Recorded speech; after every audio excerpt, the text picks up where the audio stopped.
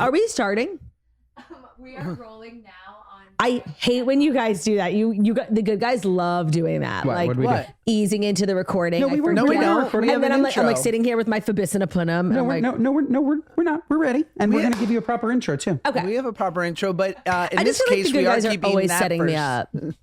We are keeping in those first 20 seconds, Claudia, because it's too good. Anyway, Mazel Morons, welcome back to the Good Guys podcast. I'm sitting here with the number one man in my life because I never met my dad. It's Ben Soffer. And I'm sitting here with the number one woman in my life, my dearest wife, Claudia. Thank you so much. Why did you for joining hesitate us. before wife? My dearest. I was thinking about like making a joke, like my dearest mom, Ava. Like I was like going to make a joke. Oh, wow. Okay, I was going to make a joke. Oh, wow. Pitting me and Ava against one another. Little does he know, it's us against you. Yeah, no, that makes sense. And just so we are all clear, we are airing this episode the week that the toast is off so we can capitalize on the views. Yes. Okay, that's the only reason we're doing this. And Claudia is so with us. She's here because she understands that it's right for our podcast to do that. And we want to give the toasters a little something as well. So this is a gift to the toasters. Oh, they're giving while the the toast is out of session. Yes. It's so good to see you guys. I hope you miss me as much as I miss you. I hope your lives are miserable without me and that the sound of my voice has brought you back from a deep, dark depression. I love you all. Yes. But you did tee me up. I must ask, Ben, was Ava, the great Ava, your mother, ever threatened by the love of your life, Claudia? Never. No, Ava's Never. such a queen. Never. Wow. They have a great relationship. And the truth is, my mom knows that Claude really just made me better. Oh my God, that's so nice. Thank you. It's true. That's sweet. Because my mom was absolutely the best mom, but she was definitely soft. She was soft. Claude really just like took a big iceberg and made it not a big iceberg. No, you and filed me down. You're kind of a fabulous person now because you were raised by Ava, who's so soft. Yes. And so gentle and so patient. And then like you were also raised, because we met when you were super young, raised by me with like, my method is tough love. Yes. So what we got between like Ava and I's extremisms on both sides is kind of the perfect human being. My God, clip it. He is perfect. He's pretty close to perfect. Although I am upset that he didn't defend your honor the other day at the movie theater. Go for it, Claudia. Ben, you are not recording on your video. I pressed it. You're not recording. Okay, let's try it again. Happy for you. I'm so glad I just noticed that. We had this beginning piece. Okay. We'll put them together. It's all good. Now you're recording. Yeah, no, I was recording. Oh my, you scared me. Thank God that was only 3 minutes in. The studio's broken. Yeah, The studio's broken. Okay, cool. Yeah, we're good. Josh was asking if you were upset that I didn't defend your honor at the movie theater last night because I said that I ran into Cuba Gooding Jr. By the way, I talked about this on the toast. Ben comes into bed. I'm so tired. He's chatting on and on about all the snacks he ate at the movie theater. Like the big story from the movie theater is that you saw my arch nemesis, not that you had frozen lemonade. Like nobody cares. Right. And he's going on, and he finally gets to the meat and potatoes of the story. And he's like, and I was gonna say something to Cuba Gooding Jr., but I didn't. I'm like, oh, okay, thanks. No, I couldn't. What were you gonna say? You why? Why? I don't know. Like, I can't fight him. What if he got handsy? What if I ran into your like childhood arch nemesis, like the person who invented your mean nickname, Ben Soccer? What if I ran into that person and I didn't say anything to them? You wouldn't say anything to them. Because I'm just a little girl. But you're a big burly man and you didn't stand up for your wife and you have to live with that. I'll be fine. The truth is, if you saw Cuba Gooding Jr. in the flesh, you would know that this man looked so beaten down. He looked terrible. Like his skin looked bad. He hasn't shaved in months. You like caring about him. No, I don't care. I don't know. You're not coming out looking like a good guy. Oh, that said Snow in Dogs Ben's is a big defense, loss he for did the say community. something to Cuba, but it was, excuse me, you're blocking the butter. Yeah. No. Did you actually? No. Oh, no. I thought you were going to say Ben did say something to Cuba, but it was, excuse me, I loved you in Snow Dogs. I did. What a movie. And was he Boat Day? What was it? Boat Day? No. Radio? What about a boat? Something. He was in Pearl Harbor. No. There was a dumb movie with a boat. I got Boat nothing. trip? Titanic? All right, whatever. Rat Race? We'll always have He's Snow in Rat Dogs. Race. That's a classic. So good. God, is it good? I've never seen it. Shut up. I've never seen it. Josh, do you understand what I'm dealing with here?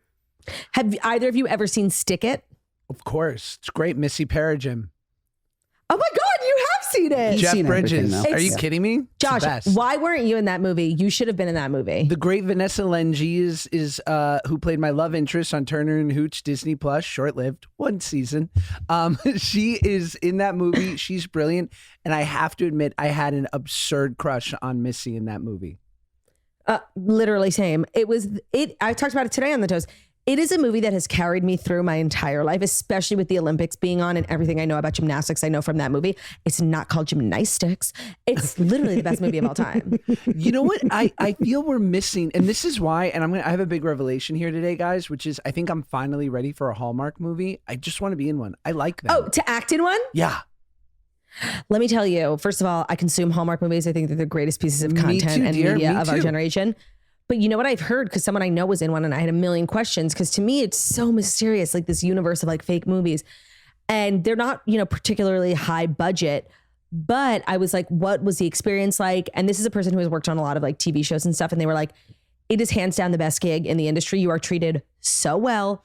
From the trailers, craft services, it's like really premium for the actors. It's a very respectful set. It's very high budget in terms of like actors first. I think you get paid really well. And I've heard fabulous things about the actual working experience on that show. I agree. I'm open. I'm ready. I'm ready to go. They had initially contacted me during a time when I was about to go do Oppenheimer, and I was just in that That's the Oppenheimer thing. place. Your boy's a method actor. You get it. But right now, I am ready to be light, happy, and free. Hallmark. Let me call ask you a question. Obviously, Oppenheimer is like the best thing, like the biggest, most major thing that anyone's ever done. And do you feel like now every time you make a decision in your career, you're like, well, how does that go with Oppenheimer? Because like Hallmark doesn't go with Oppenheimer. Granted, it's not the biggest part, so it's not a total Who cares? It was, defining. by the way, it wasn't not important. You literally pushed a button. You did. It was big. We were screaming when we watched it. Yes, we were like a year too late watching it. We finally saw it like a couple of months ago. We were screaming. Like it was, you definitely underplay it so that when we sat down to watch it, we were like, oh, he's an extra, the way you describe it. Sure. No, you had lines, you pressed a button, you had the climax of the movie is like your big moment. Was this me? We were screaming. I don't know if Christopher Nolan really is that brilliant that he constructed it as the ultimate millennial jump scare with me walking through those doors. Because I'm sure half the people were like, what's Josh Peck doing here? But you know what? Do you think that Christopher Nolan understands your cultural impact on a certain generation? Here's the thing. I think Or did he just choose you because he thought you were a great actor and a handsome guy? God bless you. I think he's film first, always. What serves the film first? But I think he has a brilliant business mind, as you have to when you're operating at that level. And he has kids that are in their late teens, early 20s. So obviously my demo. And he knew like my boy Devin Bostic, who was in Diary of a Wimpy Kid. He like talked about it on an interview and he's in it too. So I just don't think there's a world in which Drake and Josh wasn't somewhere in the background of Christopher Nolan's house. Why? Yeah, I agree. Well, you crushed it. We loved every minute of it. But I imagine it, it's a blessing, but also a curse because you have this sort of desire to do a Hallmark movie. But how can you kind of reconcile doing a Hallmark movie and Oppenheimer in the same decade? I just don't think you can put Josh Peck in a box. And I think that's the title of the completely episode. agree. And okay, let me ask you another question because on the Toast, we are always coming up with plots for different Hallmark movies. They all follow the same formula, small town, big city girl comes back for a weekend. She doesn't want to, she doesn't want to come, but then she ends up moving there and falling in love with like the ranch farmer. Okay. right.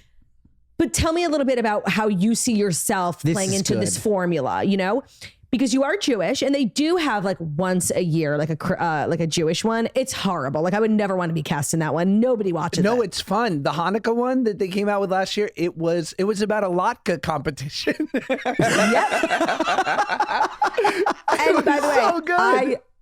I love her, but Mayim Bialik did one on the Lifetime network. So it was like not Hallmark, it was Lifetime. And then it wasn't Christmas, it was Hanukkah. When I was on tour, I couldn't find a channel to watch anything. The only thing on was this like turnt Mayim Bialik Lifetime Hanukkah movie. It was so horrible. It actually changed my opinion of her. Like that's how powerfully bad the movie was. So you do have to be careful. Agreed. I mean, I'm down to go full Christmas and like abandon my Judaism and just because I think we're the same, Claudia. Like I'm Christmas obsessed. Oh my God. It's such a push and pull, like a tug within me every year. not to get a Christmas tree. And every time I think I get close, like something significant happens in the culture. Like last year, if I was thinking about it, after October 7th, I was like not even fucking around with the idea. I was like so Jewish at that time. You know, every couple of years I get dangerously close. Jackie's always the one who reels me in. She's like, listen, it's not ours. And so much of Christmas has become like not so much religious, but more so cultural. Like in America, I feel like, you know, so much of the Christmassy shtick isn't really even about like Christ or the Bible. It's just about like vibes, lights, things of that nature.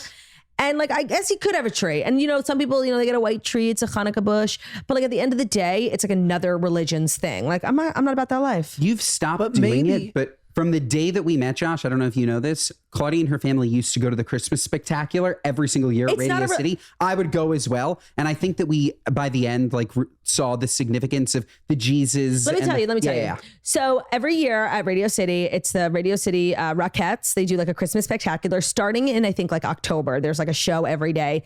It's fabulous. It's like New York at Christmas. What a sight. Like it's very glitz, glam, New York at Christmas. It's not religious at all. It just talks about like snow and lights and Santa, and the Rockettes are dancing in these fabulous outfits. They do that toy. There's like a little Nutcracker skit. They do the toy soldier. It's like iconic. And I've been going my whole life. There's one scene in the musical that's the nativity scene, because it is technically a play about, of course, Christmas. Classic. And when we were kids, that was our cue to leave. It's at the very end, so we would leave right before that. I had never seen it. And we still, like, into our adulthood, when I have pictures from like literally me in high school, me in college, like we always went. It's the best, most fabulous show. I can't recommend it enough for people of all religions and denominations. It's really fabulous. But I watched the nativity scene for the first time as like an adult, when I didn't like have to run out of the theater. And it was definitely religious. Like it was really powerful stuff. And I understood why we ran when we did. But, you know, yeah. Well, you can do, look, the truth is the Last Supper was a Seder. And the nativity scene is a bunch of Jews kicking it. So you just kind of have to put that gloss over it. But dare I say, kids, I think we have just come up with my Hallmark movie, because my friend always makes the point to say, listen, Christmas wins, full stop, always. But us Jews, with our Hanukkah, with our Christmas traditions, we kind of kill it too. Why? What could be better than a roast with, what do they do? Prime rib and stuffing and all these things. It's basically a Thanksgiving do-over on Christmas Eve. You know, it's ham, I think. You know what's better than that, kids? Chinese food. Far and away. 1,000%. So much better. It is. You know what's better than one day of gifts? 8. So maybe 100%. It's about two people, they're falling in love. They come from different backgrounds. A beat around Jewish kid from the Upper West Side. An interfaith Hallmark movie. That's what I'm talking about. And they blend their holidays into a Christmaka. Christmaka. I love that. You know, that. And now we're back to the OC. That reminds me of my all-time favorite joke is, how do you know that Jesus was Jewish? How? Because his mother thought he was a god. It's so good. It is. This episode of the Good Guys Podcast is brought to you by Caraway. You know, at the Good Guys Podcast, we love Caraway. You know, in the Sabra household, we love using Caraway. I love Caraway so much that I gifted my father, Bruce, who is a chef, Caraway pots and pans, because I think they are so fantastic. First of all, okay, they're pretty. Don't we want pretty pans? Aren't we done with these ugly pans? They're beautiful. I have this like seafoam green. They're awesome. I love them. They're non-toxic. Caraway products are made without any toxic materials, which is important to me. It's important that I don't ingest toxins. Why would you go for a pan that has toxins? You know, go non-toxic. It's easy cooking because they're made of ceramic, so they're naturally slick. You don't need a ton of oil. You don't need a ton of butter. You can just crack an egg on a pan and it's going to cook. It's going to cook easy because Caraway made a great pan. And they're well loved. It's not just me. Over 65,000 people have rated 5 stars about their Caraway kitchen. Now it's time to try it out for yourself, folks. What more do you need to hear? I'm cooking on them every single day. 4th of July, August Eats, whatever I'm making, I'm using Caraway. Absolutely love their pans. Whether I'm making eggs in the morning, pasta in the evening, maybe a roast in the oven, Caraway has got it all. And just as a reminder, their internet famous cookware set Comes with a saute pan, fry pan, Dutch oven. Oh, I love that Dutch oven. I use it for briskets all the time. And a saucepan. Plus lids for all of them. A canvas lid holder. And magnetic pan rack for storage. It's the ultimate kitchen setup. And will save you $150 versus buying the items individually. Plus, if you visit carawayhome.com/guys10, you can take an additional 10% off your next purchase. This deal is exclusive for our listeners. So visit carawayhome.com/guys10 or use code guys10 at checkout. And don't forget to mention that you heard about Caraway from us in their post-purchase survey. Caraway, non-toxic cookware made modern. This episode of the Good Guys podcast is brought to you by Hero Bread. Folks, this summer, it's been all about the bread. We're grilling, we're making sandwiches, we're making grilled cheeses. And folks, sometimes you want a bread that not only tastes great, but is also a little bit lighter. Okay, folks, a little bit lighter on the carbs maybe, or on the sugar, because with the amount of bread we're eating this summer, with the amount of bread we're eating, we need something that is not just the everyday run-of-the-mill bread. How about a bread that has 0 net carbs? How about a bread that has 0 grams of sugar? How about a bread, folks, with fewer calories plus protein and fiber? Well, introduce Hero Bread. Just because it's summer doesn't mean you have to cut out all the carb-heavy foods you love. Hero Bread reinvented the bread and buns that make summer great. Fluffy, delicious flavor and texture with no net carbs, 0 grams of sugar, and fewer calories, plus protein and fiber. And now you can try their sweet, melt-in-your-mouth Hawaiian rolls for guilt-free summer sliders. Hawaiian rolls, folks! And let me tell you, okay? Let me tell you, these frickin' breads, all of them, taste so good. So good. They are fluffy. They are tasty. You would never know that they're better for you. I hate when people advertise better for you products and they taste like crap. I don't want a better for you product that doesn't taste good, okay? But if you're gonna tell me that I can have something that's better for me, that also tastes amazing, has the same texture that I yearn for in a traditional, less healthy bread, and is good for me, like, come on. Obviously, you're gonna pick the better for you bread. Obviously, okay? And that is Hero Bread. So folks, keep the carbs out of summer without compromising flavor with Hero Bread. Get 10% off your order at hero.co and use code GoodGuys24 at checkout. That's GoodGuys24 at HERO.co. I want to talk for a second, Josh. I know that you weren't able to come, but Claudia and Jackie just sold out the Beacon Theater 4 straight nights in 2 weeks. 3,000 people apiece. I can't even tell you. She's done it herself, touring comedy. It's been amazing. Watching them on stage, the whole thing is improv. They get in front of 3,000 people with really, like, you have like a rough idea of what you're going to say, but the whole time it's improv. They're singing. You talk about like being the millennial in Oppenheimer, bringing back all of that juice. They're singing Hannah Montana. It's the most unbelievable spectacle you've ever seen. So I wanted to just give her flowers, but also just talk about, like, I've never seen anything like it. And what is that like? Like, what's it like? Like, I don't know if do you ever talk about this on the Toast? Like, what's it like performing at the Beacon Theater? Oh, it's the best thing on the planet. And I had done it before by myself, and it's like doing stand-up comedy is the most horrible, like whatever you imagine it to be, it's worse. Like, it's the most horrible thing on the planet. And it's so gratifying to get those laughs. And like when people are clapping at the end, like there's nothing better because you're done. But to be able to do it with Jackie and do, like, you know, more improv and less memory, it's so much more relaxed for me. Like, I enjoy the experience so much more than I enjoy doing stand-up comedy because it requires less of me. I'm 50% of something, not 100% of something. Yep. So I love it. There's something so mega about hearing people clap for you. It's like seriously the most addicting thing on the planet. But you actually came out at one of the shows. I think it was the second show. We just like kind of roped you into just coming on stage and waving. And how did that feel?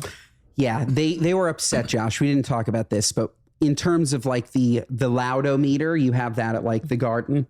My cheers were pretty loud. I think they were threateningly loud. So they kicked me off the stage pretty quickly. But yes, it felt unbelievable. What about a Good Guys live show? Would that ever be a possibility? Oh yeah, we're gonna do it. We're just waiting until you sound very threatening. Yeah, we're gonna do it. Yeah, we're gonna do it. And you're gonna come and you're gonna perform. Oh, so I'm doing my show. Yeah, you're gonna open for us. Did that work? Yeah. No, it was amazing. I would love to do it. I don't think Jackie and I are, you know, the job that we do is very, you know, not traditional, but I think we try to structure our days as most, you know, conventionally as possible. We very much like work like 9 to 5 Monday through Friday jobs. The Toast has given us that sort of opportunity. And Jack's being a mom, like, touring is not really an option for us in terms of how we live our life. We very much like work day jobs and try to live a more conventional schedule and timeline. So, going out on the road for 3 months at a time is not really a possibility. So figuring out a way to do live shows like we just did, spending the summer in New York, doing live shows in the Hamptons, Atlantic City, and New York City. I'm glad that we found a way that we're able to do it. And I'm sure we'll do Florida at one point. We have no plans to, but I'm sure we will. So that feels good to be able to figure out a way around, because touring is just not really something we can do. Well, these freaking shows are amazing. And the next time they go live, everybody should buy these tickets. Thank you so much. They are amazing. So. What does your rider look like? What are you having backstage waiting for you? So every time we do a show, we like make a list of things we need to add because we never have enough of whatever. But first and foremost, it's snacks. We're chips, pretzels, chocolate covered pretzels types of girls, like popcorn, baked lays. We love Boom Chicka Pop. Tons of beverages, sparkling water, Diet Coke, sugar-free Red Bull, still water, tequila, and wine. But we spend a lot of time in the dressing rooms because we do pretty severe glam. So that's like 2-3 hours in a chair. So we have blankets, robes. That's like the most important. Slippers. That's the most important part of the rider, because we just show up in like leggings and it's always just freezing and we're sitting in these chairs. So blankets, robes. We really don't have anything crazy. We've got like sewing kits, cosmetic, makeup wipes, Tide sticks, like really nothing that's gonna, I think you would admit that honestly, your rider, specifically from a food and beverage perspective, could use some work. Well, it's like I walk in ravenous as always. Well, it's not about you. There's nothing to eat. Well, that's the other thing. Like you want to take advantage of the fact that there's like this team of people who are asking you what you want to eat. It could be very easy to get enormous and fat if you aren't like somewhat regimented. Just having people at your beck and call to get whatever you want. No, but like even the fruit platter, there's like a big generic we love a fruit platter. Yeah, but like why can't you specify like you want better fruit? I have no problem with the fruit, and at the end of the day, like your complaints, I'm the only one eating the fruit. You're not even touching the fruit. Interesting to me because you are not the star of the show. So maybe when you go on tour, you have your own special fruit plate. I also have a meal, Josh. You know what my meal is at all of these shows? What? A piece of salmon in a tin. I don't want tinned salmon from a random to-go place. I don't want it, Josh. That you're having people bring you salmon. Agreed. It's not. I agree. You know what I think is funny? I didn't ask for it. I think it's funny. That you are sitting here complaining when we ordered ourselves dinner. You're like, I'm recording Good Guys. I don't know what time I'll get there. And we think of you. We're like, oh, Ben's coming to the show. Maybe he'll want something to eat. We got you a kale Caesar with salmon. It's not like a random. I'm happy. We got you a nice ass meal. Bitch. What a great order. Yeah. He didn't eat it either time. And a beet salad. I'm happy that you thought of me. Lying. I'm happy that you thought of me. Would you like to tell them what I did for every show? Stand around and complain about the food? Would you like to tell them what I did for every single show? Food. That's what you did. I drove them to and from Josh. Every single show. Oh, what? One time I didn't drive you there? We did 4 shows in the Hamptons. You drove us to 2 and you drove us back from 4. 4. Okay. That's a lot. It was an hour drive. 30 minutes. What the hell else were you what about doing? the Beacon? And by the way, please don't do me favors if you're just going to talk about it on your podcast. Like you want people to think you're like a great husband. No, seriously. Like, why? No, people should think you're a great husband because you're a great husband, not because you told them that you drove her wife 30 minutes. Wow, he drove his wife 30 minutes. Like, don't do good things just so you can brag about it on your podcast. Just do them and shut up. See, Josh, this is why I didn't beat up Cuba Gooding Jr. Because if I had beaten up Cuba Gooding Jr., all that she would have said is that I did it so that people would praise me. Okay, so so you drive your wife and you want credit for it, but then you run into your wife's absolute childhood arch nemesis and you do nothing. You're right. He's such a good guy. He is. Got him. He's the best, but I understand it's hard because you cannot keep, there's an old saying, there's 2 types of people in a relationship. One who's keeping count of things and the other one who's losing, right? Like, because it's true. Like, and that's what we do. We do that for each other. And Paige and I, and Paige, my beautiful Gentile queen, who wouldn't hurt anyone, will sometimes be like, Josh, what are you, nuts? And she will give me the bullet points. And I'll be like, good point. Maybe I am a piece of shit. So, by the way, that's so funny. I've never heard that quote, but I don't agree with that. I do. I think it's a guy thing. We were just keeping talking score. about I should say there's always one person keeping score and the other person's losing. Okay, the thing is, I am not keeping score and I think I'm winning because Ben was like bringing something up in the pool yesterday. Like, I'm like, how do you even remember that? Like, you're so like, he's like, I'm keeping score. And I'm like, okay, like, I do good things and generous things because I love you. Yes, me too. Not in exchange for something, not so I can throw it back in your face. Because you want to know why? I'm a secure, happy woman. do it I for don't know if both. you can say the same. Josh, do you keep score? Of course. Of course you do. It's a guy I thing. don't. It's a guy thing.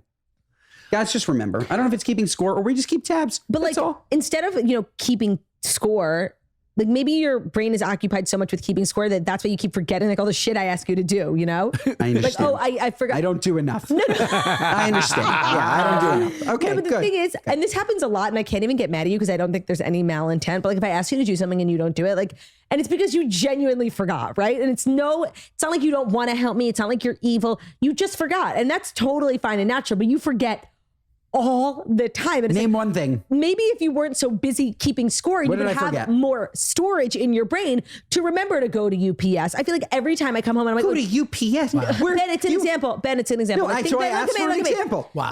Like think about when we're out, like when we're home in the apartment, normal times, and you come home, and you're like out doing Good Guys or whatever. You're right. And I say, on your way home, can you pick up whatever? And I come do. in and I'm like, did you get the toilet paper? He's like, oh, and he walks right back out. Like he doesn't even come in. But See, that Josh, but is the she's important forgetting. part. He I walks go right back out. That's every huge. single That's time. huge. It's not I've never huge.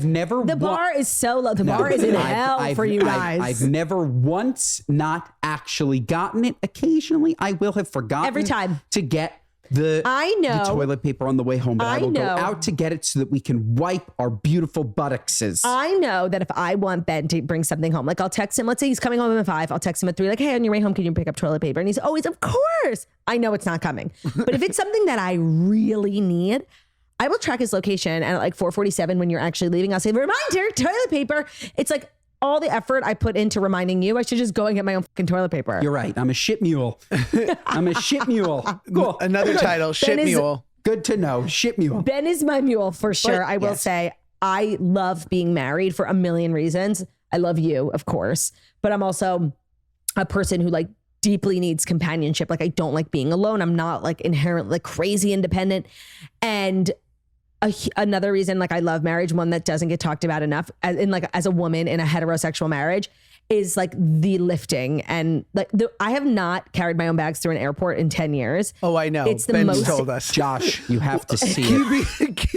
And we're Keeping talking about these are not carry-on bags, Yeah, Josh. because what I we're do talking is, about like- checked bags internationally. I'm lugging 2 checked, a purse, 2 Okay, but you're carry-ons, lugging a the checked backpack. bags Yeah, for like 3 inches. 180 But when pounds we- of Toomey luggage, I'm guessing. When Yes. we travel, I really try to always keep my shit in checked bags, and I like really skirt the rules. So even when we don't check bags and we're walking through, it's like the biggest, heaviest duffel you've ever literally carried in your life, along with the biggest, heaviest suitcase.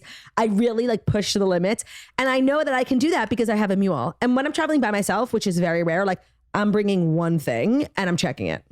Are you like, say the two of you go to a hotel together. Are you so averse to doing something alone, Claudia? Like, would you go down to the pool and order lunch for yourself and sit with a book and just wait for Ben or not? That's an interesting question because As she says that she wouldn't keep score, she would do it, and then she'd be mad at me all day about it. No, that's not what I was going to say. I wouldn't like plan to do anything by myself on like if we were doing a trip. I don't like to be by myself. But Why because is you that? posed it as the pool, I went from the house I grew up in to living with Ben. Like I never had like independent years. I don't like being alone. I'm like afraid of the dark. I watched like a lot of SVU growing up. I hate being alone. That's why I'm like afraid to ever leave the city. Like I don't want to live in a house. So many doors, so many point of entries. Like it really freaks me out. But when we go on vacation, I don't like to do things by myself, but I often find that like I am sitting at the pool reading by myself because Ben has some sort of like mental illness where he cannot sit still. Like he'll be like, let's go to the pool. He'll sit for 3 minutes before he's like, you want to go play pickleball? He hates laying by the pool. I mean, even this summer, I have spent every single day. I wake up, I podcast, and I'm outside for the rest of the day, reading, swimming, laying by the pool. Ben has not been there for more than 5 minutes every day. He cannot tan. Like he cannot chill. Correct. Neither can Josh. I can. We can't. I like laying out by the pool, but I'm a big loner. For how long? No, I'll lay. I honestly, she's exaggerating. I'll lay for a half hour. I can't lay for more than that. I can't. No, unless I could I'm for an trying to get a hour. tan, unless like we're going to some party and I need a nice tan, then I can lay. But otherwise, I can't just do nothing. I can't. I love I'd rather doing walk on the nothing. beach. I'd rather go swimming in the pool. I'd rather go swimming in the ocean. I'd rather play pickleball. I'd rather do a sport, an activity, It's sweat, go so to the gym. annoying. Yeah, no, I need to do things. I need to do things. I'm I do. more interested to hear your aversion to being alone. Is there ever like, is there any head chatter? Like, is it using people to distract from something that's going on with your thoughts? No, I just enjoy people's company. Like, I'm not one of those people who like needs to be by myself and like recharge. I am a person who needs to be home and I need to recharge before like being social, but not alone. I don't know. I grew up in like a loud house, a house with a lot of people, and I have a lot of siblings, and I like being around not everyone, not all people, certain people, but like my people who I'm comfortable with, people who are my family. Like because I have a flexible like work situation, so I'm home a lot. And if Ben leaves, I'm like, where are you going? It's debilitating. That's why it's amazing having a dog too. Wow. Even when I go to the bathroom, Josh, like we're in the house, I'll get up to go to the bathroom. Where are you going? Yeah, no. To the bathroom? I'm like crazy clingy. That's to a the lot. bathroom. That's a lot. I need to. No, it's good. But you have the It's perfect good. man for you. Like, I do. You Yes. do. It's And it No, works. but that's why like even if he does something like goes to golf or whatever, a normal outing, even though golf isn't normal, but we don't have to get into that. It's exacerbated for me because it's like, oh, you left me home for 4 hours. 4 hours for me is like 12 hours for another human being. But that does Yes. sound like a little bit of keeping score. How? How Because does it sound like it? it's reactionary for him doing something that he loves and you feeling the need to I won't say punish, but just it's like I would assume that you would just sort of say he just had a great time for the day doing something that he loves and no need for me to have a Thank you, reaction. Josh. Did I say I had a reaction? I just Kinda. said it's hard for me. I said it's hard for me. Okay, maybe not. And by the way, if the frequency in which golf was played was remotely normal, yes, I'm an understanding By the way, person.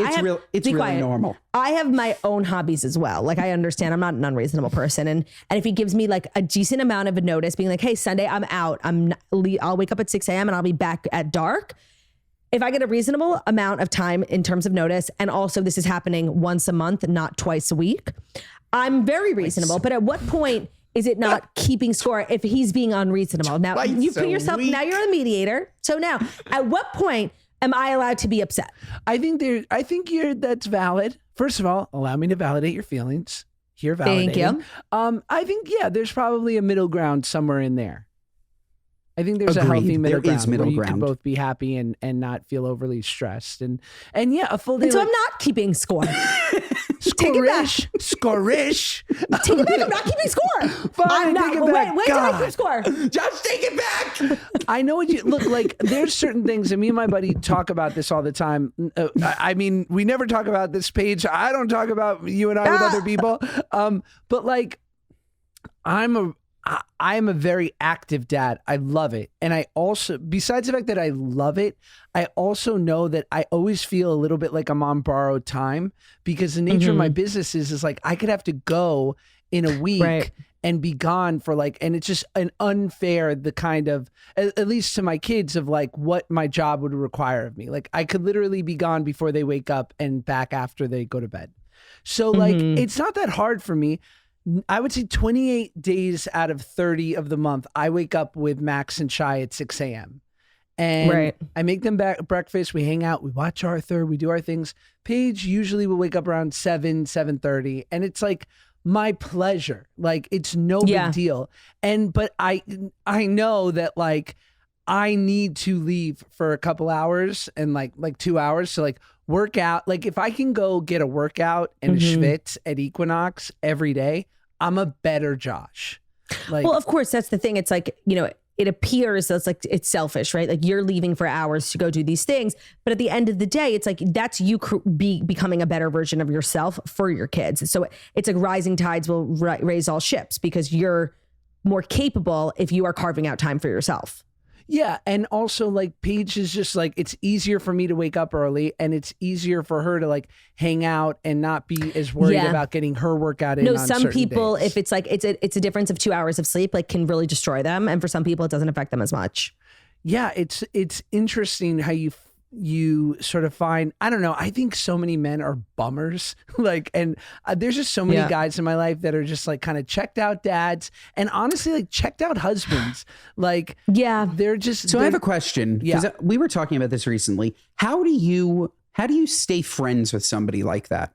With the way that like whose values like so are so different from yours. Like if I know I'm going to be an incredibly hands-on father. I just know it. And already I also like as you get older, you're gonna have friends that are like different, that, like not great dad, not great husbands. And like I have no choice but to not be friends with them anymore. Like if you're not like awesome to your kids, like we have nothing in common here. Like how do you do that? How do you separate the person from the husband or dad? Well, I think there's levels to being awesome to your kids. I think as far as like, you know, if you're a super dad or you're slightly checked out, but you're a good provider and you're kind to your kids, you're just not as like there as I am maybe, or you will be, Ben. So it's hard to judge. But again, you look, isn't it fascinating when you see the people that you grow up with to see who they marry? Because it says so much about them, doesn't it? I think it's also so interesting, like to hear how people talk about their wives, husbands, kids when they're not around, you know? And I know sometimes it's like guy stuff to be like, oh, gotta go back to the old ball and chain. But if you have deep admiration, respect, and love for your partner, you're not talking about them like that to your friends just to get a laugh, you know? Agreed. Yeah, that's hacky. Totally.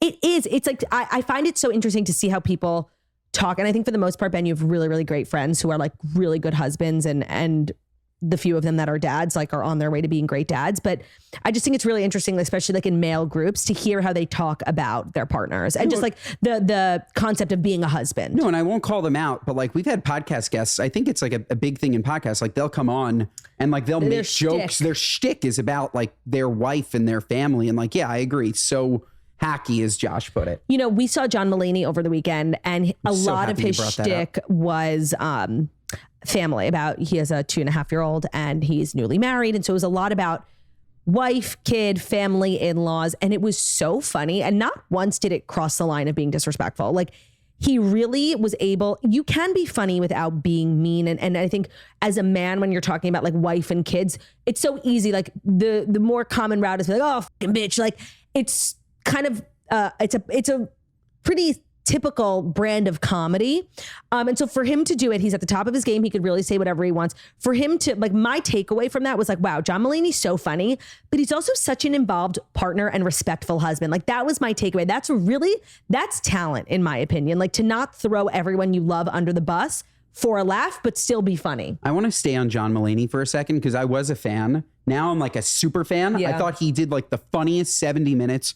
Josh, we saw him at the Montauk Lighthouse, which is the furthest point. We've literally never been there. It could not be further from New York. It's closer to Nantucket mileage wise than it is to Manhattan, even though it's on Long Island, the absolute end of Long Island. We saw him and he was so funny.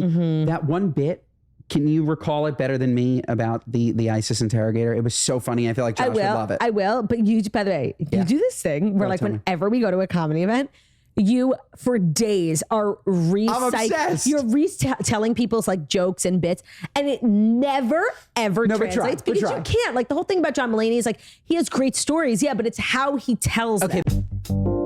This episode of the Good Guys Podcast is brought to you by Kiwi Co. Kiwi Co delivers seriously fun learning for kids of all ages through hands-on projects and activities. Each month, kids receive crates packed with engaging hands-on activities designed to introduce them to science, technology, and art concepts. There's always something new for kids to discover, like engineering robots or learning about the science of ice cream. With 9 monthly programs to choose from, Kiwi Co has something for kids of all ages, ranging from infants and preschoolers to teens and beyond. You know, when I grew up, it's going to come as no surprise to anybody, I absolutely loved a good arcade, a nice basketball shot, or maybe a pinball machine. I loved pinball machines. So when I went on Kiwi Co to look for, just a nice crate for my nieces and nephews, I noticed that there was a Eureka crate with a pinball machine. You're literally making your own pinball machine. How cool is that? And then playing with it. You're making it and playing. You're learning while you're playing. It's Kiwi Co, folks. It's absolutely fantastic. Discover real science, technology, engineering, art, and math concepts through fun, hands-on projects delivered to your door every month. Each crate is designed by real experts and tested by kids to ensure that every experience is age-appropriate, engaging, and seriously fun. Crates come with everything needed for kids to build, including materials and instructions. You'll be surprised at how high quality the materials are, too. So, redefine learning with play. Explore projects that build confidence and problem-solving skills. With Kiwi Co, get 50% off, 50% off your first month on any crate line at kiwico.com with promo code GoodGuys. That's 50% off your first month at kiwico.com, promo code GoodGuys. KIWICO.com, promo code GoodGuys. Did you tell the Bethany Frankle story on the podcast I today? did. We have to tell it on Good Guys. No, I just told it. Feel free to go listen to it on my podcast. She What the does hell? fascinate Tell me. Josh quickly just Bethany 'cause you didn't hear it. fascinates me. My mom's a fan of hers. Josh, we go to this concert. Claudia gets us VIP of VIP tickets. We're sitting in the front row and there are names on our seats. Claudia Oshray, misspelled. And Claudia Oshray +1. Bethany Frankle, misspelled. And Bethany Frankle +1 next to each other. Okay, so we're like, all right, Claudia's going to sit next to Bethany Frankle. Bethany Frankle never shows up. She's in the front row with her name tag right in front of the people performing. And so like and it's a big type font. It's like huge letters. So the first comic comes on and he's like, oh, this Bethany Frankle couldn't show up, whatever. Like made like a light joke. Mulaney comes on. She's still not here. We thought she was for sure going to show up for Mulaney. And he on like the mic in front of these like 2,000 people. He's like, oh, Bethany Frankle couldn't show up. You guys rip her name off. Somebody else come take Bethany Frankle's place. It was terrible. Now, can I tell you, I told the story on the podcast today and I got some insider information. Like Bethany RSVP'd no to the event 2 days before. And like, so it's not like she RSVP'd. Yes, she got dragged for seriously no reason. I actually felt bad. Yikes. I know. She wasn't attending ever. That's funny. God, the lighthouse. They don't have their shit together. Also, Josh, the lights went out at the lighthouse. I thought that was funny too. It's literally we're there celebrating a lighthouse. All the lights went out. The irony, homie. So irony. The dichotomy of it all, bro. Crazy. The dichotomy of it all. irony. Yo, The irony. I went to this boxing. My buddy Matty Kirshner, shout out Matty Kirshner, you probably know him. He works with Heller. You know Heller, this guy? No. Okay, never mind. You don't know him. Cut this out, Josh. So anyway, my boy Matty Kirshner invited me to this massive boxing event, which was at where the LA Football Club plays downtown. And it was like this star-studded occasion, and Eminem performed, and it was for this big fighter, Bud Crawford, was fighting, and so he invites me. He's like, VIP seats, blah blah blah. I'm like, thank you, God bless you, sounds beautiful. I bring a friend of mine. Now, the nature of boxing is, so you have the ring, then you have what's called the corral, which are folded seats, about 3 rows of folded seats on each side. And then you have sort of a barrier, and then you kind of have the general seating. And now the general seating on the other side of the barrier is fabulous up until like the 10th row, and then you're just there with the rest of the civilians. So I sit down, and we are front row behind the barrier. We are not in the corral. I don't think much of it. I'm in gratitude. Thank you, Maddie. You know what I'm saying? I get it. Yeah. But of course, as the evening goes on, Eminem is performing, mostly new stuff, unfortunately. You know, it's great. And I'm now seeing them pan to famous people in the corral. First, Mike Tyson, right? Then Scottie Pippen, Kate Beckinsale, Sterling K. Brown. And I just start feeling real low. I'm like, yeah, that'll do it. They're not coming over here on the other side of the barrier. They're kicking it in the corral. Started feeling a lot less VIP than I originally thought. That being said, I had a wonderful time. Maddie, thank you for the tickets. Thank you so much for having me. Just throughout the night, I'm like wilting. I'm like, oh God. Smaller and smaller and smaller. It's bad. So funny. Should we get to wait? Claudia, will you please? And this will be out of circulation by the time this episode airs. Will you explain to me the Blake Lively? I literally knew you were going to say that. Thank you. I'll give you a very brief synopsis because it runs so deep. But let me tell you this, and I just kind of want to ask you: do you know Justin Baldoni? No. Damn. Okay. So there's a movie coming out. It's called It Ends With Us. It's based on a book by this lady named Colleen. Didn't it? Yeah, it sorry, it just came out. And yeah. it killed this weekend. Did amazing. Based on a book by Colleen Hoover, Justin Baldoni. It's a book about, it's like a romance novel, but it's about, they tackle the issue of domestic violence in the book. And Justin Baldoni optioned it. He was the director and the star. Wow. Blake Lively was the female star. There's a couple of stars. Jenny Slate is in it. There's a bunch of new actors. Brendan Sklenar from 1923. And they've been doing a lot of press for this movie, and fans were very, sneakily figuring out that the entire cast unfollowed Justin Baldoni, who's the director and the star. Nobody's been doing press with him. They're all super, super tight, especially with Colleen, the author of the book, who was I think a producer or something. They've been doing press all together without her. They go to the premieres. They all take pictures together without Justin, everything without Justin. And Colleen, the author, and Blake Lively, the other star, have both unfollowed Justin Baldoni on social media. So now people are questioning why that's happening.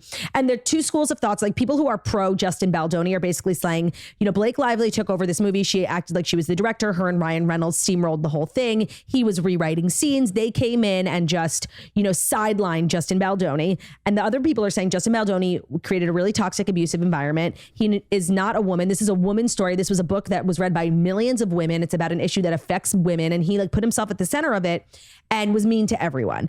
People are super divided. I'm team Blake and Ryan. I don't believe Justin Baldoni is this innocent little, he has a podcast about being good to women. And I just you don't need to have a podcast about being good to women if you're just good to women, And Josh, you know who followed the toast last week?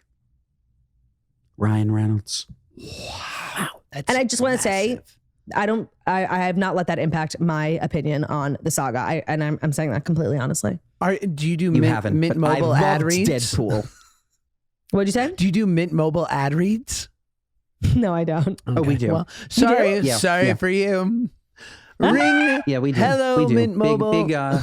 Big Ryan Reynolds fan, big Mint Mobile fan, and there's you can get your first 3 months for just $15 a month, $45 paid up front, but it's a pretty good deal. mintmobile.com on the nation's largest /goodguys. 5G network. Wow. But may I ask, and I know, and I'm sure you don't remember, Claudia, but you once corrected me, or at least were passionately disagreed with me when something was going on with your queen, Kim Kardashian, and I had brought up the idea that maybe it was because they are as media savvy as anyone could be, that maybe this was sort of pulling strings behind the scenes that we didn't know about. Is there any way this stuff with Blake Lively, and is there any version of that?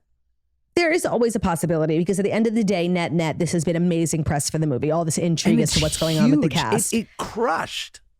I think that so many times people just love to jump to that conclusion. When there's something going on in media that people can't understand, people are beefing, someone unfollowed. People are always like, well, they're just doing it for the press. It's kind of become this blanket thing. When you don't understand it, boom, it's for the press. People say that about so many relationships. And I just really don't like to live my life thinking that things are press. Now, every now and then things are so clearly press and people don't see it that way. And I'm like, how do you guys not see it that way? In this particular scenario, I don't because I don't think Justin nor Blake and Ryan would participate in that, because half the people are looking at Blake really negatively. Half the people are looking at Justin really negatively. Nobody would take that on in service of what? Promoting a movie? Sure. I mean, when you have a massive movie that makes a lot of money, I mean, it's the ultimate. I remember, I think Ivan Reitman, the great producer, told Howard Stern when Howard Stern came out with his first film, Private Parts, but he was like, listen to me. He's like, this movie makes over $100 million. He's like, you will have a green light wherever you want. They will hand you $100 million movie to make from here on out until you lose that money for them. So it's huge. It's a game changing win. It is. I do also think that people underestimate how the movie would have been big regardless. And this is something that very much like exists. This is like a book that was written by a woman, made successful by women, by readers, and like really propped up to the point. And there's an amazing New York Times profile on Colleen Hoover, who kind of reinvented that sort of like steamy romance novel. Those are books that like only women read and that were very much looked down upon for like many years. You know, Danielle Steele, it wasn't taken seriously. It wasn't, you know, given any awards. It was very much considered like tacky and taboo. And now it's such a popular book genre. It's like millions of books every year. And Colleen Hoover is the biggest and was really at the frontier of like making those books cool again and being like taken seriously. And it's like, it's predominantly read by women. So I think that people underestimate how big the movie was going to be regardless. It didn't need something like this. Now, this definitely made it big, but this was going to be like a gangbusters blockbuster movie. Every woman in America has read this book. Wow. Wow. Yeah. Wow. Great. Well, first of all, good for them. Quickly, I wanted to ask I don't know how to segue to this, but Josh, quickly, I want to talk about pickleball. Oh dear. Okay. I want to talk about pickleball.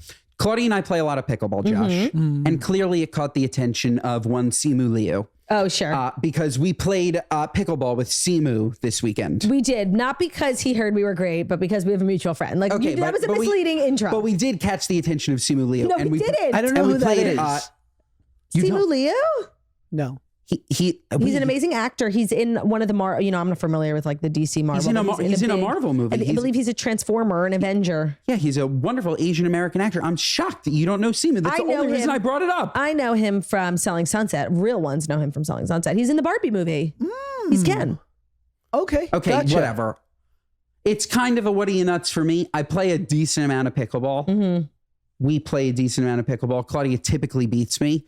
But we played 4 games against Simu. We fucking stunk. We stunk. Oh my God, we really embarrassed ourselves. They were kicking our asses. We lost one game, Josh, 11-0. We got 0 points. That's upsetting. 11-0. That's shameful. So by the way, it was okay. Our friend Justin, who was with Simu, they played against us. He is a former, like, not professional, but he played tennis his whole life. Like, really That's incredible huge. tennis player. Yeah. And then Simu, who's like in perfect shape, was a volleyball player for many years. And pickleball is very similar to volleyball. We were so screwed. We were. Justin was amazing. So we lost 11-0. Josh, Claudia says, why don't we shake up the teams? I didn't say that. Simu did. Simu said, let's shake up the teams. Why don't we shake up the Right, teams? because they were bored because you guys were so awful. Literally. Yes. So now I'm playing with Simu. Claudia and Justin are playing together. Josh, we lose 11-0. So the common denominator is Ben Salver's. Well, it sounds like Justin's the ringer. Justin was definitely the ringer. Sure. But I said it early. My What Are You Nuts is my pickleball game. Oh my God, I've been telling you that for years. Thank you. And I show such flashes of greatness. But if I lose 11-0 2 games in a row with different teammates, then the problem has to be me. No, and it's so frustrating because when I play against you, like one-on-one, like you're so good. But then you're on my team and suddenly you can't see. Like, it's frustrating. Oh, sorry, Josh. Another What Are You Nuts is being on Claudia's fucking pickleball team. This woman is a nightmare. Yeah, you miss 1 point. You miss 1 point. But what the hell was that? What was that? Huh? You want to communicate? Huh? What the fuck was that? Because here's the thing, and I'll own that. It's just, I'm not a perfect person. I miss points in pickleball all the time. But it's not for lack of trying. Like, I run for the ball. I'll communicate and say, you, me. And Ben just sort of does willy-nilly whatever he wants. And it's frustrating. It's frustrating. No, she's a villain on the pickleball court. I am. Villain. I'm a nightmare. I can't stand the game. I'm not interested. I stay far away from it. I've had enough disappointment in my life, and I don't need to be disappointed more by this cocked game that gives, and I will say this with love, average athletes, if I may say, That's generous. It gives you guys just talked about it. You will have flashes of greatness because it's a game that's engineered for the everyman and woman. It is. That's a really good analysis. But the truth is, and by the way, you're here at the creation of the game. You ever looked at tennis in the 40s? A little slow. Right. But the problem is, I was listening to a podcast earlier.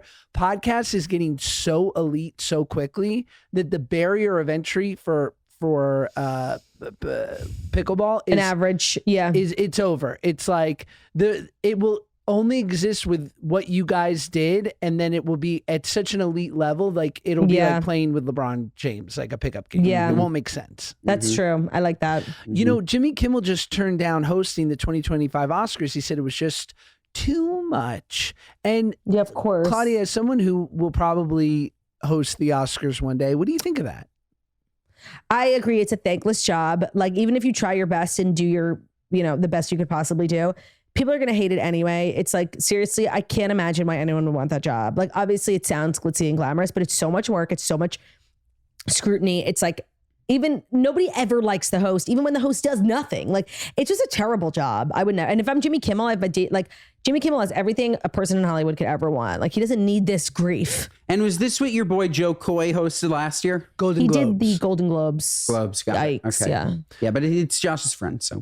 No, I felt bad for him. He had my sympathy, and I didn't think the joke was like crazy offensive. No, it was fine.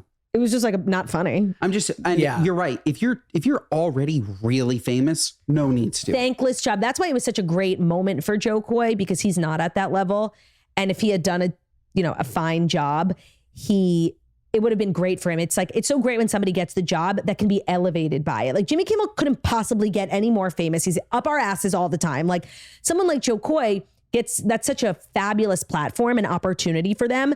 And I was like sad to see it go the way that it went, because I think it would have been huge for his career, because he's obviously super famous, but there's room for him to grow in terms of mainstream success. Can somebody do that job well, though, that is a no-name? Yes. That's a no-name? No, not a no-name, but not somebody... not a no-name. A non-Kimmel, a non-Fallon, a non-Kevin Hart. I think everybody agrees, like, the best to ever do it, Ricky Gervais. Like, you have to be unafraid to talk about, the scandals in the room, but Ricky's the hypocrisy. so famous. Yeah. I'm saying, like, is it possible for somebody to make a name for themselves in that moment? Yeah, it hasn't happened because nobody ever gets the opportunity. It's the same three people. It's James Corden, it's Jimmy Fallon, it's Jimmy Kimmel, it's Ricky Gervais. It's the same four people. And they gave it to Kevin Hart one time, and then they took it away, and he would have been great at it. Question that I've never thought. Has it ever been a woman? Sure, of course. Yeah, it Tina was, but they gave it to Poehler three did it. women.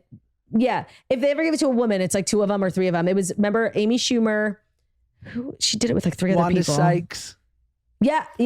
Love Wanda. Let's listen to one speak pipe quick before we do our Oh, What Are You yay. Nuts? This speak pipe, if you want to ask us questions, get advice, go to speakpipe.com/goodguys. Keep it brief. Brevity is key. This one's from Sydney. One more time. Quick. Here's from Sydney. Hey, Josh and Ben. This is Sydney from Chicago, huge moron and toaster. Love you guys. Question, more of a what ya nuts for you. I'm 25 for some background. Oh, wait, no. I'm 26. Oh my God, she's the worst storyteller I'm already. 26. On my own insurance now. That's besides the point. I have a sister who's 29. We are very close. She recently got engaged in April, and we were having a conversation the other day. I've been with my boyfriend for 5 years now, so we're kind of starting to talk about engagement, future, that stuff. And she asked me if we thought about getting engaged within this year, and I said, maybe. I don't know. We'll see. I'll keep you updated. She was very angry, very pissed off, because she feels like it would be so rude of us to get engaged before her wedding, because then that would take away from this whole year of it being about her. So I don't know. No, I it would love wouldn't. Are your you thoughts nuts? on that. Your sister's crazy. Do whatever you want. Like, imagine telling Word up. someone to stop the progress of their life, marriage, children, because you need a whole year for it to be about you. I Preach. can't with some of these brides. Like, they are so nutty. By the way, I take it back. You're 100% right. Of course. You're right. Yes. Oh my God. Do you know how many people get married every day? What, we Yeah. can't be engaged in the same year? No, you're right. Nuts. 100%. Do whatever you want. I mean, granted, like, and also, first of all, I think it can be like a lovely thing when you're like, kind of like, Oh my God, of course. You and your sister engaged at the same time. How beautiful is that? it's so beautiful. And like, again, like, give someone their moment and sort of like the aftermath of like the initial engagement. Like, yeah, I wouldn't do it like within a month or two of the engagement and then the wedding, but you've got like a 6-month sweet spot in there that if it happens when you're like busy doing seating charts, that let your sister be happy. Well, No, it's not this, all by the way, about this you. is not a thing. The only time this is a thing is like if you get engaged at someone else's wedding. I've seen that sometimes. Or like you're Nuts. on a this happened in Vanderpump Rules. They all took a trip to like some part, San Ysidro Ranch or whatever, for someone's engagement party, and then another couple was like, because it was this gorgeous trip, starting to talk about getting engaged there. It's like you can't use somebody else's trip, somebody else's day, but you get a day. You get It's actually, you get like 3: your bridal shower, your engagement party, and the actual wedding. You get like 3 days where nobody can get engaged. Other than that, you gotta live. Gotta live. Gotta live. We've got one more question, and this one is coming from somebody good. Anonymous. Oh, I like these. Hey, Ben and Josh. My husband and I just spent a few nights up at a rustic lodge outside of Seattle, and we need some help determining if we're nuts or some other hotel guests are nuts. So here we go. We spent over $400 a night to stay at this rustic chic lodge that is overlooking this grass space and lagoon area. And there's a lot of common areas on the property, but there were some sort of family reunion going on there at the same time as us. Maybe 4 or 5 families, 4 or 5 couples with about a dozen kids total. And they took over the entire common area. They were out there all hours throughout the day. They left their stuff there when they were not actively in this area. They were loud. The kids were screaming. And we even came back from dinner one night, and they were out there around a campfire singing campfire songs at 9:30 p.m. at night. So we just need to know, are What we song? nuts for getting annoyed at these people, or are they nuts for acting like this resort property was their private? Yeah. This is a silly question. Of course they're nuts. No, of course. It's And so rude. This is an abuse because technically like they're breaking no rules. But when you're a party that big and you need like a private dinner space, like you're supposed to pay for it and rent out a certain. So this is them like skirting the rules and ruining other people's vacations, and it's wrong. The idea, though, 100%. of luxury rustic, I also think is nuts. Different strokes for different folks. No, but like luxury boho rustic, chic. it just doesn't. Right. It's inherently oxymoronic. It just doesn't work. It's like the Lower East Side. Like this is no place to live and It's spend grunge glam. $8,000 a month on rent. No good. Too far away. Yeah, you're just like not. Should we get to our what are you nuts? Yeah, I totally forgot that that's a thing you guys do, so I didn't prepare one. But you guys talk. I'll think of one. Well, I already really gave mine. It was going to be me pickleball. I jumped the gun early, but like my pickleball game is my what are you nuts, and me going 0-11, 0-11. 2 times in a row was incredibly embarrassing for our family. Yeah, it was. And honestly, I should retire from the sport. Agreed. Like, what are you nuts? Like I spend so much time playing pickleball and then I can't even win a fucking point. Like I'm an Okay. able-bodied person. Oh, actually, sorry. My One second. what are you nuts is Wait, related. Wait, before that, an additional what are you nuts on this in the pickleball? Josh, I forgot to bring sneakers to the Oh Hamptons. my God, that was my what are you nuts? Oh, okay, so you can tell it. Because Josh, when was the last time I saw you when we ran that glorious 5K together and you were very sweet and didn't run ahead and you waited for me even though I was like on the verge of vomiting, which No, I never you did properly great. thanked you for. You were such a mensch, like seriously staying with me in the back. Like you're really a king. Oh, it's the best. But I was running late. I know you were there without us for like 10 minutes. And it was because Ben and I had to run to Dick's Sporting Goods because we flew halfway across the country to run in a 5K and he didn't bring sneakers. All right. We've been in the Hamptons for 2 months. Wait, no, I brought sneakers. Both times I'm wearing my Air Force Ones. Continue. Air Force Ones are not sneakers. They're not What are you sneakers. nuts? They're orthopedics. Ben brings his Ben will wear Air Force Ones to seriously like a park to play pickleball and to a wedding. Like he thinks Ben has a problem in his life. Boom. Answer is Air Force Ones. We wake up, we have coffee. It's a gorgeous Saturday morning. We're going to play pickleball. And like right before we're supposed to leave, he's like, oh, I think I'm going to run into town and get like sneakers. I'm like, you're going to run into town? We have to leave right now. We race to town. We don't have to be late for Simu Liu. Race to town, go to this like forlorn sports store. He got On Clouds. Now all he's talking about, oh, my On Clouds, I'm so comfortable. I'm so comfortable. We narrowly missed the fucking, thank God Simu was 8 minutes late. Like, what are you nuts? Pack the right fucking shoes. And by the way, ready for this? This is really, I'm going to shame you into submission. Ben, when we went to the 5K, Josh, right before we met you, Ben went to Dick's Sporting Goods and bought a pair of Hokas. Do you know where those Hokas are now? Where are they, Claude? He left them in the hotel room for the week we were in LA. Oh, that hurts. That's Running a Terrible. No, That it's hurts. terrible. Look, okay. They were cool okay, too. Now, They were What sweet are- Hokas. Yeah. Nuts. no, it's completely nuts. Completely nuts. I will own it. That said, Josh, I think that it's okay that I talk about OnClouds. It's not like Hoka sponsors us. They had their opportunity. These puppies, these OnClouds. He's obsessed. OnClouds are sick. Unbelievable. OnClouds are sick. Oh my God. I'm a Hoka loyalist. No, I love my Hokas. Claude, you're a Hoka loyalist because you've never owned an OnCloud. Oh, I'm please. sorry. You've owned an OnCloud for 5 fucking minutes. Yes, and they are supreme. I like New Oh, Balance. Josh. Yes. I love my New Balance too. Josh, what's your What Are You Nuts? My What Are You Nuts is recently, because I have children and just because I have taste buds, I eat at the California Pizza Kitchen often. I love it. Well, Delicious. that's my CPK. favorite restaurant on the planet. What? It's my favorite restaurant on the planet. Wow. Okay. I just love getting closer to you, Claudia, and we are just on the same page. California Pizza Kitchen. By the way, have you ever had the delish. kids mac and cheese with the edamame? Unreal. Unreal. Best mac and cheese I've ever had. Their whole kids menu, by the way, arguably Agreed. is the most elite part of the menu. So Agreed. CPK shout out. But CPK be wildin' sometimes. Yeah, and it's so they're true. always And they have a real quality control issue. they're always reinventing, which sound off queen. We love. They have a new thing with soup. They go, we now offer, you want 2 soups? Go for it. We'll put it in the same bowl. They're blending soups. Shut up. It's soup. Wait. Oh, 2 different flavors? Yes.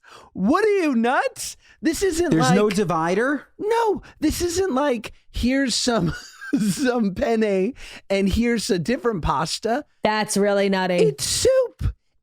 That is- It's like here's clam chowder and here's miso soup. You can't do that. Oh. What are you, nuts? Ew. That's really nutty. But, I imagine in the quick serve restaurant industry, it is hard to stay on top.